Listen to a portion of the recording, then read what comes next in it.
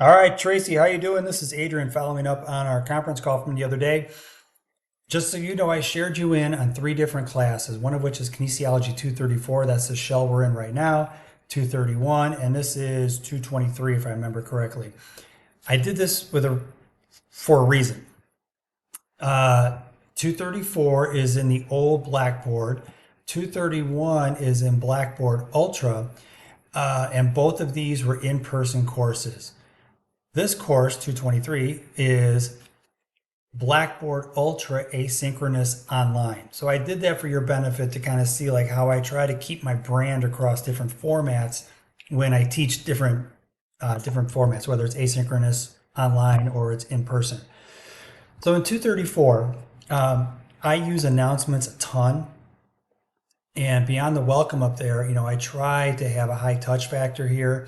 And I use this whether it's like an application for a degree, a certificate with Harper, or just an update we're going into the finals week, a job contact that we have that came from Jonathan Lewis, or like I have every time I post a test or open a test or a quiz, I submit it and have it show up on the announcements page, and I send an email so the students have plenty of access, or it's found to be easily accessible.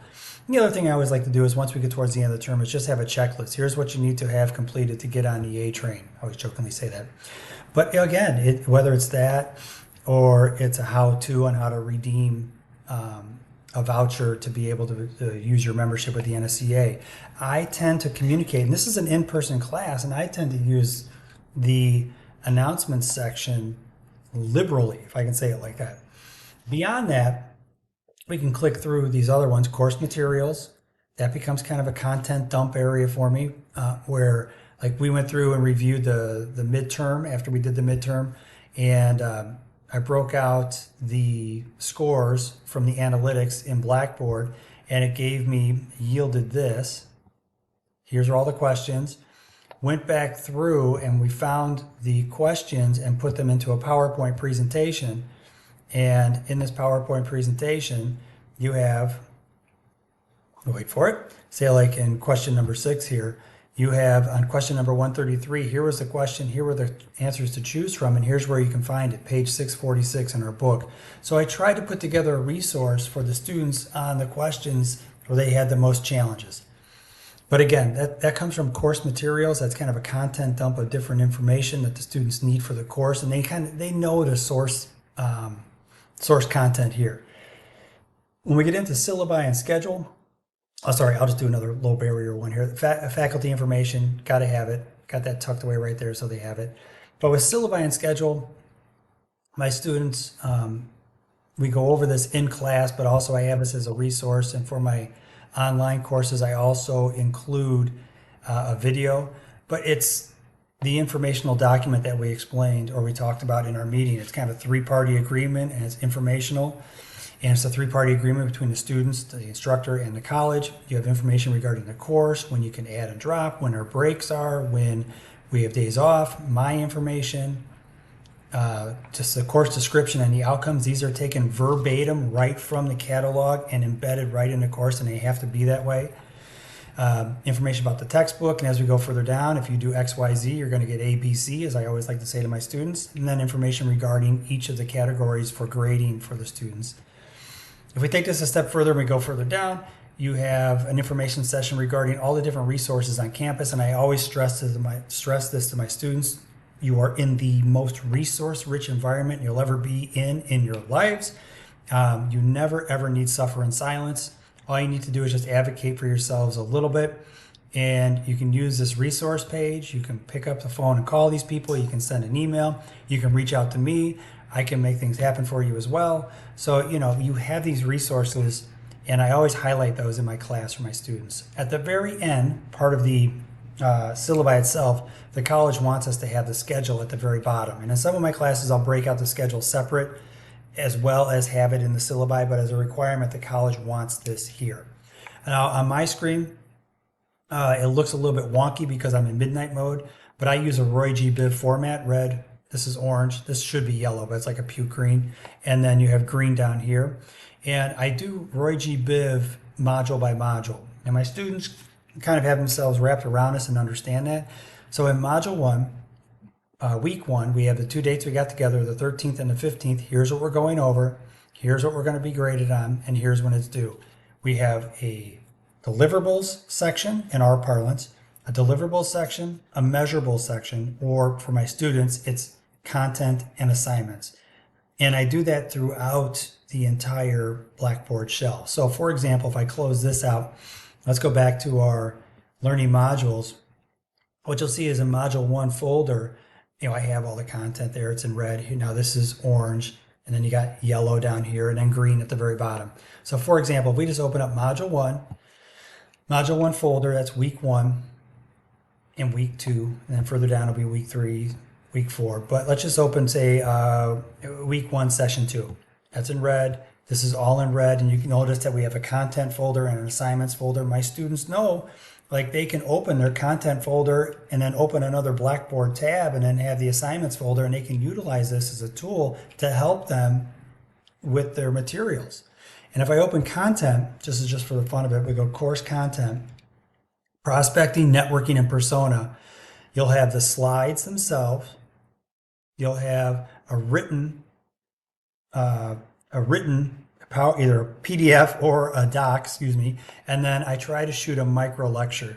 But the thing that you'll notice is now we're in Module 1 in our Roy G. Biv format, red, orange, yellow, green. In Module 1, my students know. When the slides are in red, they're in Module 1. When they're in a red tab, it's Module 1. When it's orange, it's Module 2. When it's yellow, it's Module 3. So they know where to find information. They know if we're talking about something in Module 3 and they're looking at red slides, they're in the wrong place. So I tend to, and I have like a little red tab up here, but I try to hit, whether it's auditory, visual, or just the PowerPoint slides themselves to help reinforce, I try to have kind of like multi-dimensional format for my students. We brought up in our conversation, we brought up discussion board. I use discussion boards regularly, even with my in-person classes. And I like these because it gives the students the ability to kind of interact with one another and be able to have conversations outside of the classroom and offer insight after they do a little research. I asked them to go ahead and do a little research for their post and response. But the one thing that I try to do, and it's not all of them, I try to get in there, right? So like here I am, Adrian Fleischer. I try to get into these post and response assignments to interact with my students. I'm going to jump out of this and now go into my 231 in person, and this is in Blackboard Ultra. Now Blackboard Ultra, it looks a little bit different, has a little different feel to it. So what I try to do is, at least with this one, this is a class I was trying to stay at least 12 hours ahead of my students. Same idea, syllabus and schedule, and I break out the schedule separate.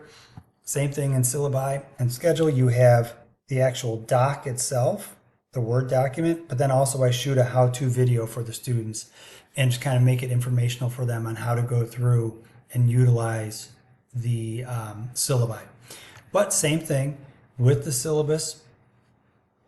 If we scroll through, it's informational. Now you'll see this is black on white. You have all the information that the students should have for the course.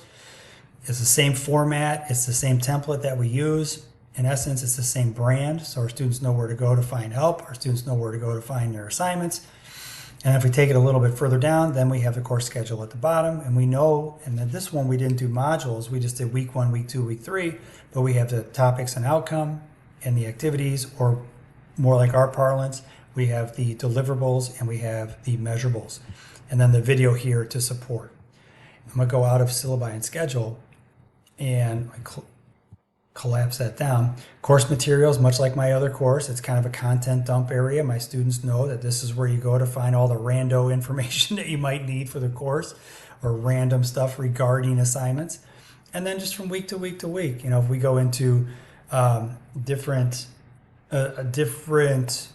topics, like I might do speed and agility down here in week number 10.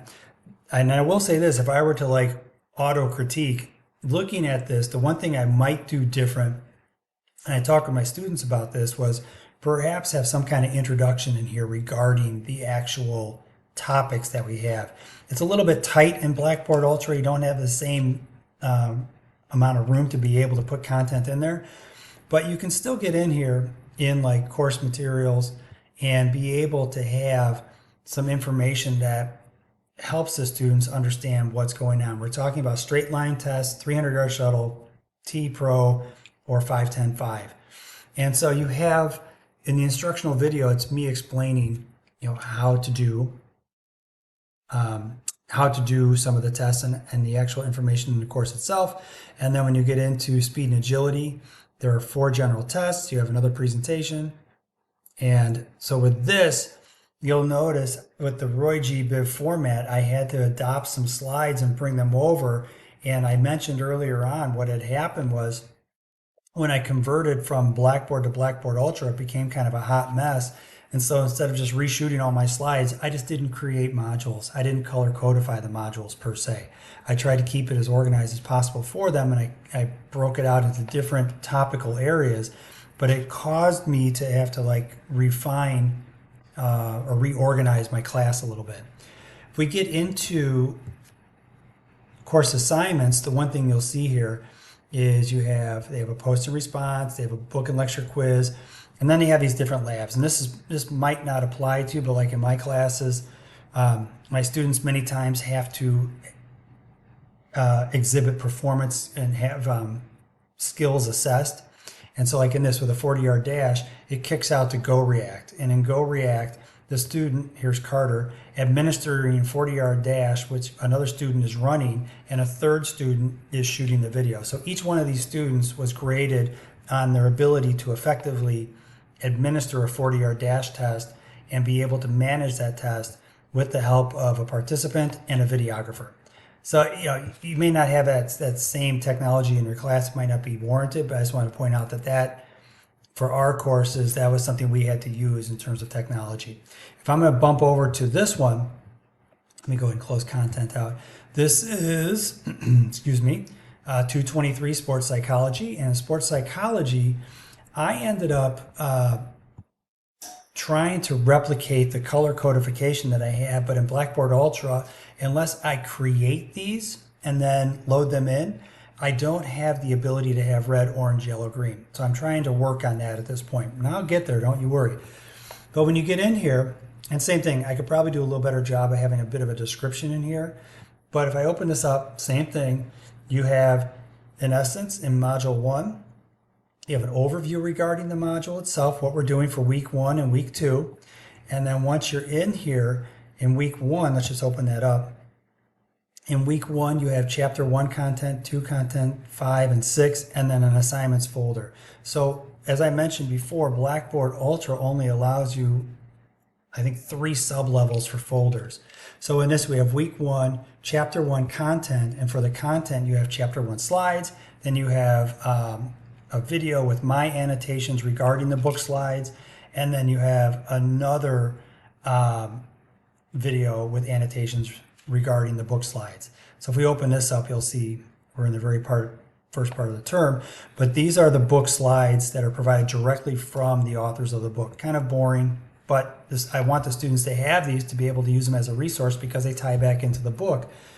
These down here, chapter 1 annotation, you'll notice I cut and paste the book information out, and I put it into a lecture on my YouTube channel, but I also have the presentation itself here for the students. And again, we're in the first part, red, Roy G. Biv. So I try to carry that brand throughout for my students.